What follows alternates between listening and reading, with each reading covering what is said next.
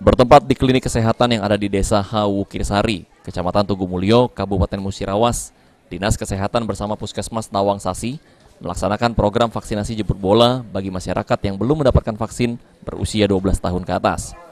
Untuk menerima suntikan vaksin dosis ke-1 ini, warga harus melakukan pemeriksaan kesehatan terlebih dahulu, agar nantinya tidak ditemukan kendala dalam pemberian vaksin Sinovac. Wakil Bupati Musirawas yang melihat langsung kegiatan ini menjelaskan, saat ini capaian vaksin baru mencapai 43%, sehingga harus terus digencarkan oleh seluruh sektor untuk melakukan vaksinasi. Dalam vaksinasi ini sendiri, disiapkan sebanyak 500 dosis. Masyarakat itu harus mendapatkan vaksin, namun sampai hari ini baru 43% untuk di wilayah Kabupaten Musirawas.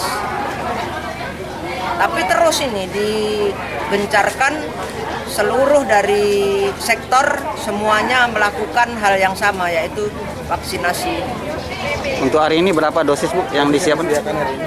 Untuk hari ini 500 yang akan obat yang disiapkan. Maka saya menghimbau hayo-hayo seluruh masyarakat untuk melakukan vaksinasi.